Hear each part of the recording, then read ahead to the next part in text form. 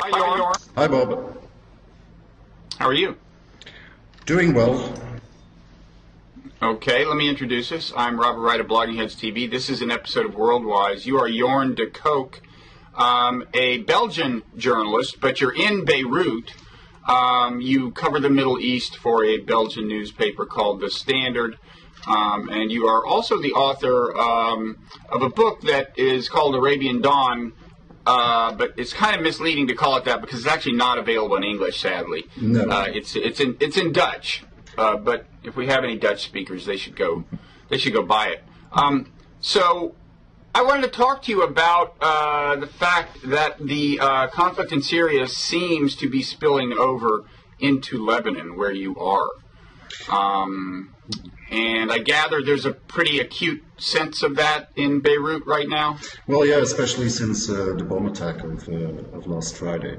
Actually, the fear has already been there for many months. Lebanon only has two neighbors, Syria and Israel. So it's always been felt threatened by the Syria thing.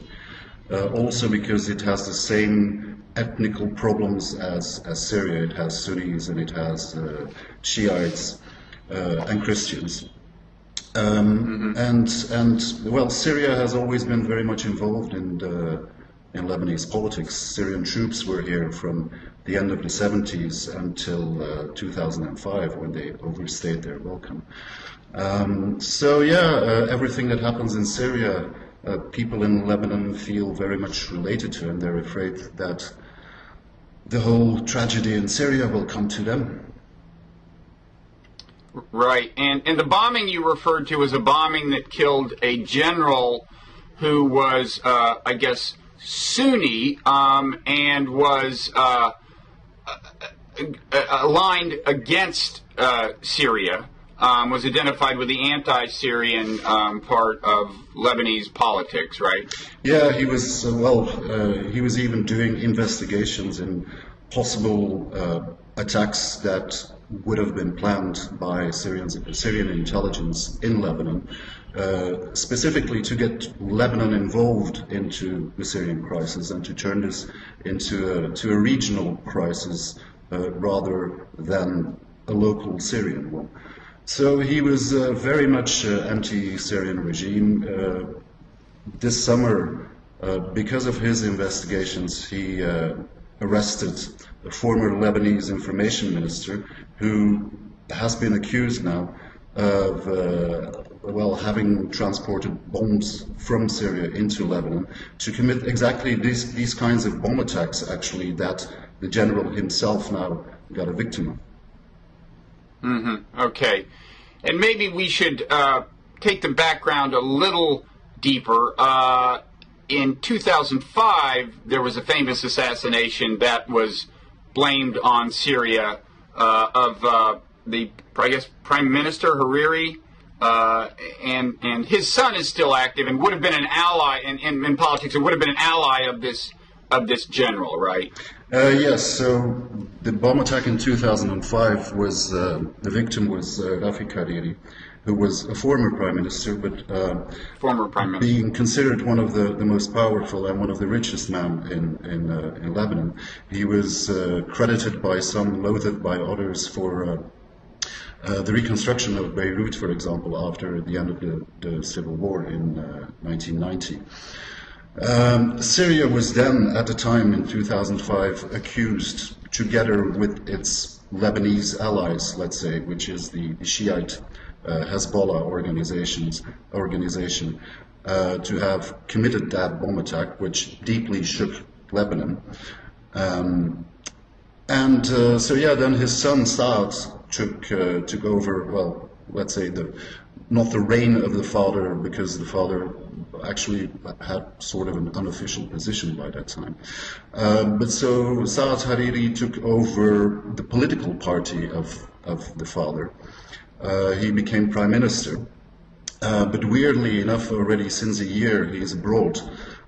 because there are a lot of rumors, and well, probably more than rumors, that also his life is at stake. So he's been spending most of the past year in Saudi Arabia and in France. So Lebanese politics, well, that's the first thing that everybody needs to realize is incredibly complicated. There has been a civil war which, yeah, you know, the front lines can be pretty grim in Lebanon. A lot of people are armed. There are militias on every side, let's say. I come from Belgium, and we have a very complicated political history. It sometimes takes us over a year to form a government. Well, Lebanese politics is even more complicated than that. So, well, in general, what you have is the government at this moment is what is called the March 8 bloc, which is the Shiite Hezbollah, and some of the Christian parties, of the smaller Christian parties. Then the opposition is what is called 14th of March, which is the Sunnis, headed by this Saad Hariri, who hasn't been here for over a year, and other Christian parties.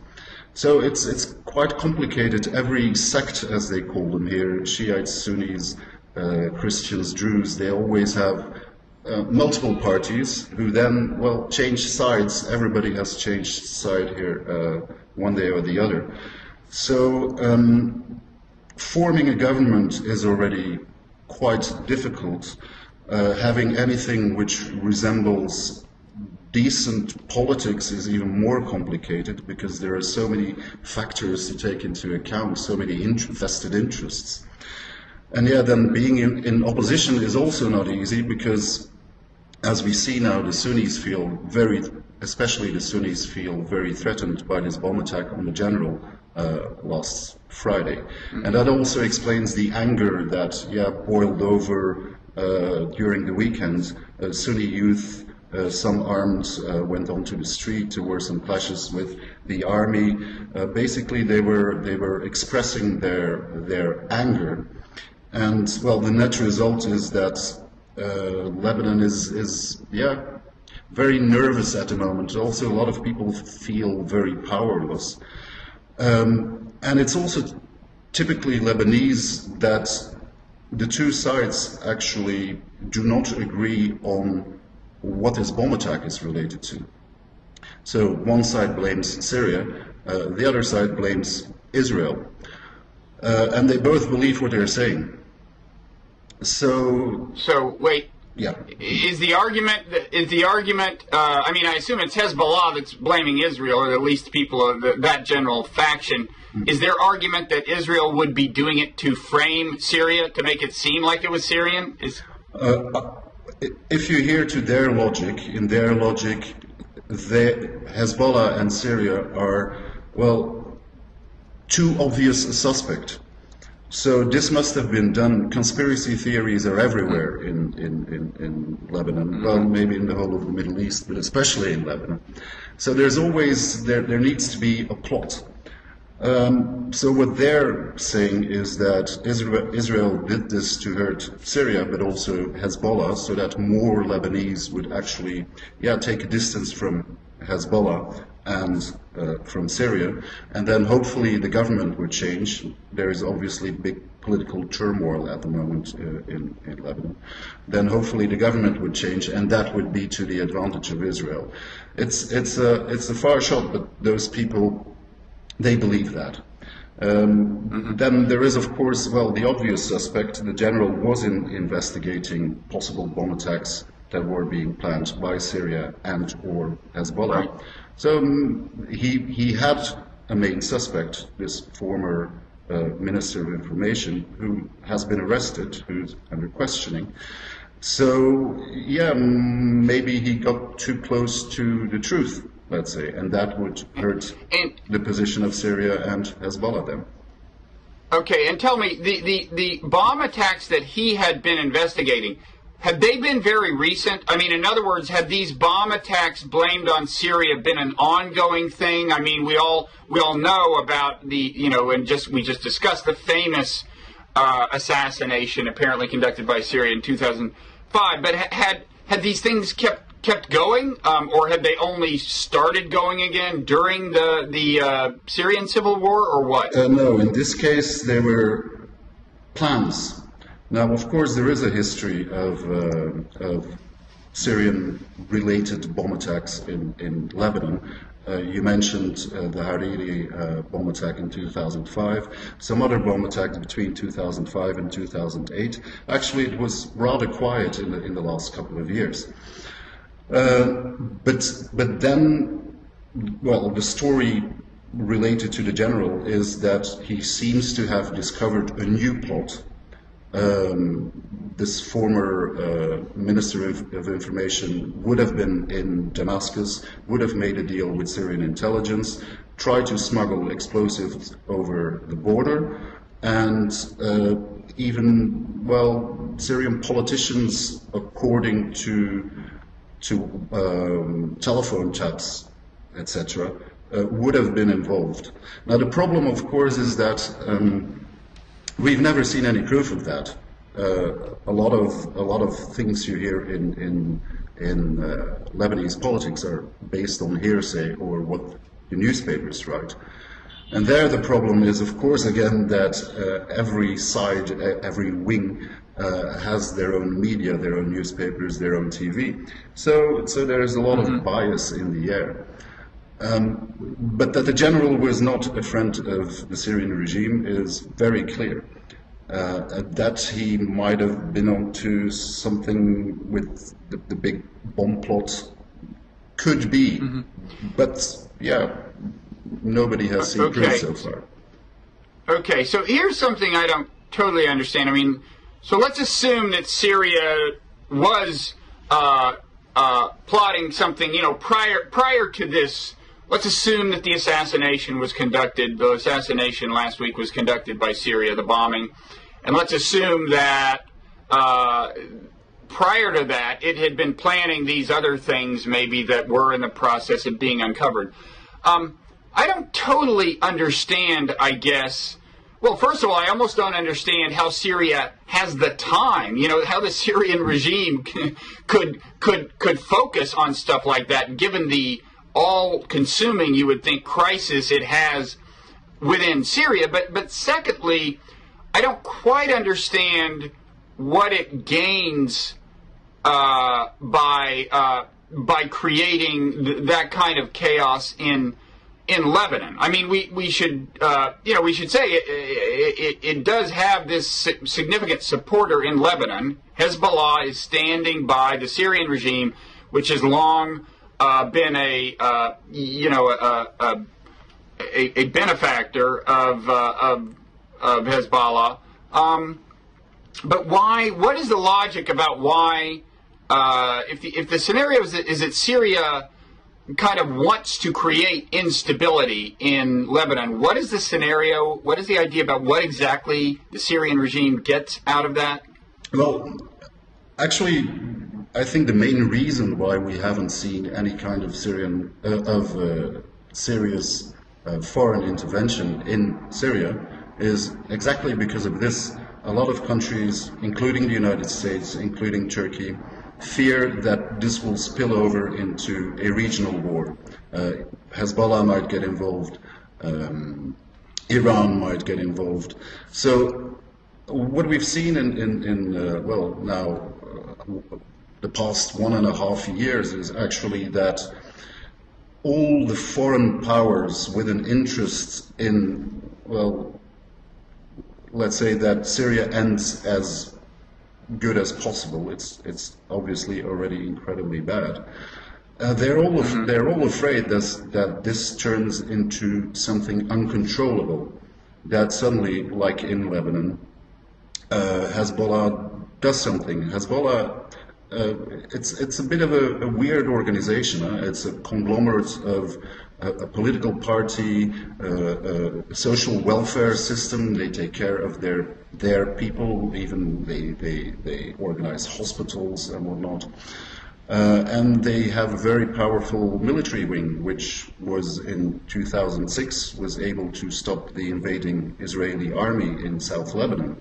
That says quite something. Well, we all know that the Israeli army is not exactly the weakest in the region.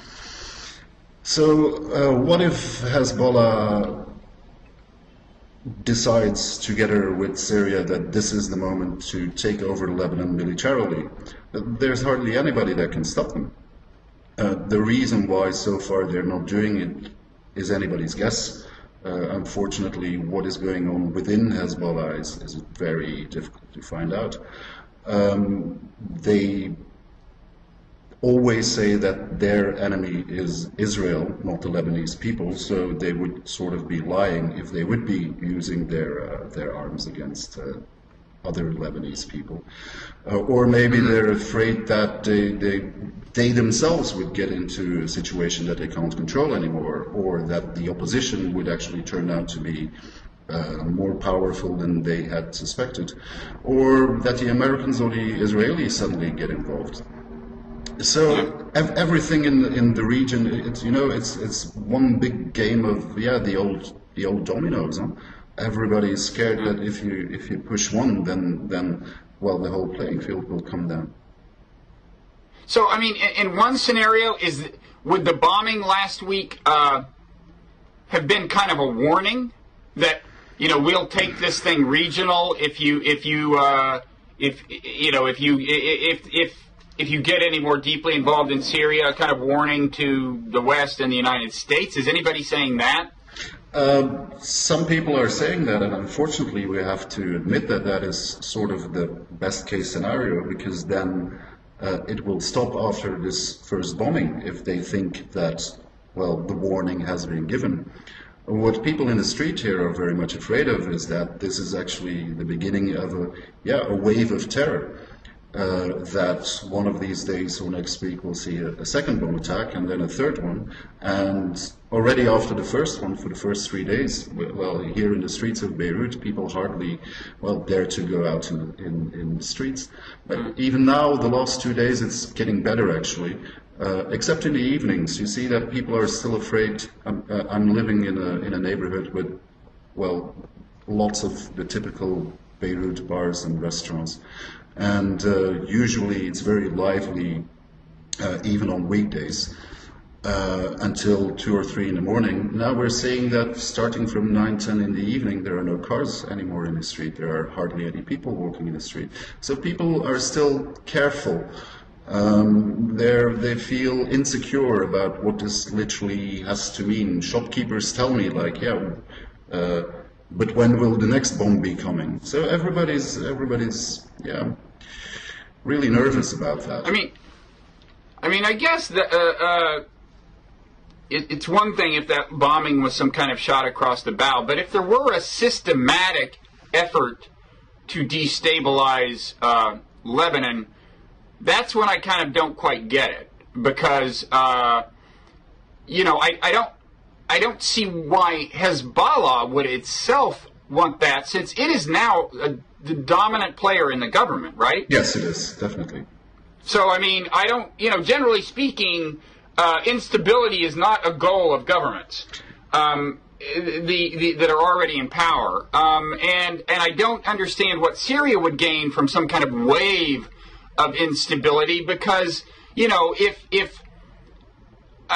two things. I would think a broadening of the Syrian conflict makes only more inevitable the demise of the Syrian regime, right? I mean, if the whole world gets involved in this thing, Assad is dead, because the overall, I think, maybe I'm confused, but it seems that there are so many players regionally that are against the Assad regime, and in Europe and the United States, that I don't see why he would want to actually turn it into a broadened conflict or expect to benefit from that. So I don't really see any player. Well, go ahead. One of the possible explanations, and as I said before, politics in the Middle East is often a bit of a mystery, and there are so many possible scenarios that it sometimes becomes very confusing.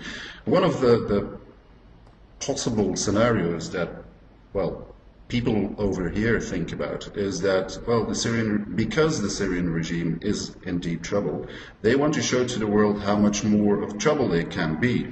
If, for example, Saudi Arabia and Qatar, who have been providing arms to the Syrian opposition, the rebels, if they don't stop that.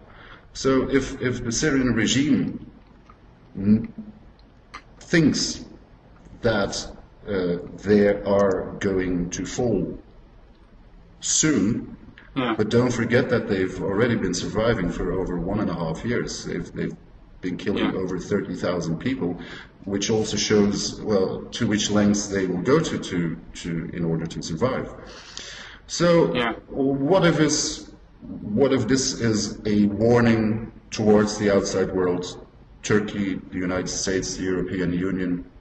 Look, this is what we can do to the neighboring countries. Quite by accident or not, at the same time when on Friday there was the bombing here, there was an incident in Jordan, the southern neighbor of Syria and an ally of the West, where the Jordanian army intervened when what looked like a militia coming from Syria into Jordan, when they were entering illegally, and well, there was shooting, and a couple of people died. So, you know, when you're in the mindset of Middle Easterners and how messed up politics quite often is, you immediately see a strategy there of Syria, the Syrian regime trying to destabilize the whole neighborhood. It might just be an accident. Yeah, I mean, again, I do understand why Syria might want to do this as a warning shot, you know, that, hey, if you're not careful, we'll be starting civil wars in other countries. But I don't understand why I would want to then actually start the civil war, because I would think the regional response to that would be, well, okay, we've got to step in and get this over with. Well, you know, let's get rid of Assad, which is an easy thing to do. I mean, if NATO's air power is applied to the Syrian civil war, I think that leads to a reasonably hasty end. That could be, but on the other hand, there's not much enthusiasm within NATO to apply that air power, otherwise... Well, not now, but what I'm saying is if this thing seems to be spinning out of control big time, and the logic is that the ultimate source of the instability is the Syrian regime, I think you might see an argument for intervention, but maybe I'm wrong. Okay, well, just for the sake of argument, let's imagine that there would be a new civil war in Lebanon. Don't forget that the last civil war lasted from 1975 till 1990. There was foreign intervention, both by the United States and by Israel, and by the United Nations, and then by Syria, also considered a foreign intervention. And all of them got badly beaten by these guerrillas that were fighting here in the streets. Remember the bomb attack on the American Marines, done by probably the predecessor of Hezbollah. So Lebanon is the if we would get to the stage where Lebanon gets into a new civil war, well, foreign powers, even the very powerful, know that Lebanon is a very difficult deal to fix. Sure. A lot of them have tried. Oh yeah. I should clarify. Sorry. I should clarify. I'm not envisioning Western intervention in Lebanon. I'm just saying that from Syria's point of view, I think the smart thing for them to do might be to worry that if they create truly regional chaos, that might actually invite a NATO intervention from the air in Syria. Well, that could very well be, but the thing with the Syrian regime is, first of all, just like Lebanese politics, let's say, we almost don't have a clue about what is going on behind the scenes of that regime. How is Bashar al-Assad, the president, how is he actually seeing this? He has given some interviews, but the answers were never very clear and always, the same prepared text. But maybe he really does think that he can survive this.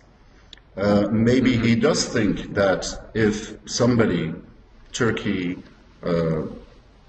or the United States, would get involved, or NATO, that maybe Iran would help him out. So everything in Middle Eastern politics is always, there's this great, it's this big region, and whenever you see one player, you keep forgetting that there's another player next to them. For example, Iran and Saudi Arabia have been sort of fighting almost for dominance in Middle Eastern politics. What if Bashar al-Assad thinks like, well, let's give them their regional war? They're all scared of that, and then maybe NATO might do some bombing, but then, well, they're not going to send ground troops because they didn't do that in Libya either. So Syrian air defense is much stronger than what we've seen in Libya. What is left of the Syrian army is still much stronger than whatever Gaddafi ever had. And there it took 8 months to take him out. So they're obviously poker players, because otherwise they wouldn't be in the position they're in now, and not for such a long time. Bashar al-Assad is in power since, 12 years. So what is going on in these people's brains is, I'm afraid, everybody's guess. But that, foreign powers so far have not been very enthusiastic in supporting the Syrian revolution has been equally clear. Okay. Let me ask you, just because I'm American, I assume that somebody in Lebanon is blaming some of this on America, or am I wrong?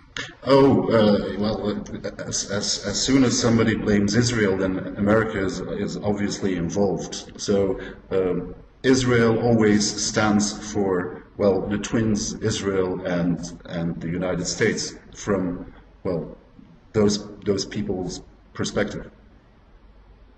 So there's actually an intimation there among the people who are blaming Israel for the assassination that it's kind of an American assassination too. I mean, Hezbollah is kind of making the argument that basically this was an American-Israel bombing. Well, the thing is that maybe some people in the United States might not like that, but for a lot of people in the Middle East, the U.S. is not being seen as the main partner in that relationship with Israel. So those people blame Israel much more than the United States, and just think that the U.S. is giving backing to Israel. But it is actually Israel's decision and Israel's policy, but then backed up by the U.S. Okay, so how, before the bombing, how deeply were various factions really aligned with respect to the Syrian conflict? Now, I know Hezbollah, as a formal matter, is an ally of the regime, and it's the dominant partner in the government. So naturally, Hezbollah was supporting the Syrian regime, and that, I guess that makes it natural that Hezbollah's opponents would be in favor of the rebels in Syria, especially given the fact that Syria historically had done things that the Lebanese opposition to Hezbollah didn't like, such as assassinating, we think, the elder Hariri. But I guess my question is, in the population at large at Lebanon, I mean, in Lebanon, how much of the population would you say had really deep feelings, about the Syrian conflict? Did the Syrian conflict inherently divide Lebanon in a kind of a broad and a deep way? Well, it's part of a lot of things that is, there is this huge sectarian divide. You have the Sunnis, the Christians on both sides, you have the Shiites on the other hand, and a lot of opinions they actually have on whatever is related to Lebanese politics or regional politics is actually predetermined by the representatives of their own sect. So you wouldn't usually find a lot of differences between a Shiite in the street and the Hezbollah leadership, or a Sunni in the streets north in Tripoli, for example, where it has been, well, very uneasy and where there have been clashes in the past week as well, and Sunni leadership. So Lebanon is a very, well, tribal country, actually. And, well, with regards to Syria, well, yes, Hezbollah is definitely pro-Syrian regime, and the Sunnis of the March 14 movement are definitely anti-Syrian regime. But the other interesting thing is in Lebanon that they're always trying not to disturb the balance too much, because then things could get out of hand in Lebanon itself.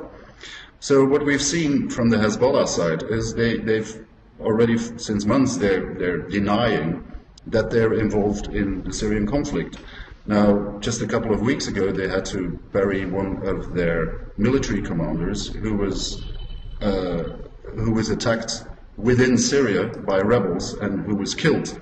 So what the man was doing there, we never get to hear that, but we see more and more of these funerals, actually. The official explanation by Hezbollah is then that, well, they died for their jihadist causes, whatever that means. Why they had to do that in Syria is then anybody's guess. But so even Hezbollah's support for the Syrian regime is not that open, not that openly. Because then they could get blamed by the others that, well, you see, they're actually the poodles of the Syrians, and Hezbollah would not like that. Also, Hezbollah, because Israel is their main enemy, as they keep saying. Yeah, well, they were in political troubles, actually, since the Syrian revolution began, because they could not explain why all Arab states are entitled to become a democracy, except Syria. In Syria, they were supporting the dictator, and actually that hurt that resistance image of Hezbollah very much, because, well, it's obviously sheer hypocrisy based on, well, geopolitics. With the Sunnis, it's the same thing. So, let's say that the main Sunni support for the Syrian revolution happens in, well, that port city of Tripoli we've been talking about, and then further up north, where actually Syrian rebels have hideouts. They buy arms here in Lebanon illegally. A lot of wounded of the Syrian revolution, both families and rebels, they are actually brought illegally across the border into Lebanon and then treated in these in hospitals in Tripoli. But on the other hand, the Sunnis, and especially the Sunni political parties, can also not, well, be seen as being too openly supporting the revolution, like, for example, bringing in shiploads of arms, although there have been some suspicious ships arriving in Tripoli in the past year. But so it's all a game of, well, trying to reach your goals, but then still not upsetting the balance in the country. So it's sort of, yeah, shadow boxing. Okay. Well, finally, let me just get your assessment on what the prospects are. I mean, you said that things had been reasonably calm over the last couple of days. Yeah. I mean, there had been, okay, there was the bombing last week. There was a big demonstration, right, a couple of days later that I guess got a little edgy, but didn't get especially violent, as I understand it. And then there were skirmishes and so on, but by and large, it sounds like the last couple of days have been reasonably quiet. What is your sense for what things might be like a month or 2 months from now? I've always been reasonably optimistic that Lebanon, in its own unique way, will be able to not get too much involved in the whole of the Syrian drama, because too many players have too much to lose. So I don't think, maybe I hope they won't push this any further. I think what we'll now see is more of a political debate, political skirmishes. There's talk of forming a new government, either a national unity government or another coalition, and there's a lot of talk behind the scenes about that. So let's hope that this will go back to the political level, that politicians will quarrel about it, but at least that we don't see these kind of vile bomb attacks again. So I'm reasonably optimistic, though I must say that, well, a couple of days ago it got a bit more difficult to stay optimistic. Mm-hmm. Okay, well, I hope you're right. And in any event, as things evolve there, I hope maybe down the road you'll have time to come talk to us again. And that things won't be too much grimmer there. Okay. But thanks so much. Thanks so much. My pleasure. Jorn, for taking the time. Okay. Bye-bye. Bye.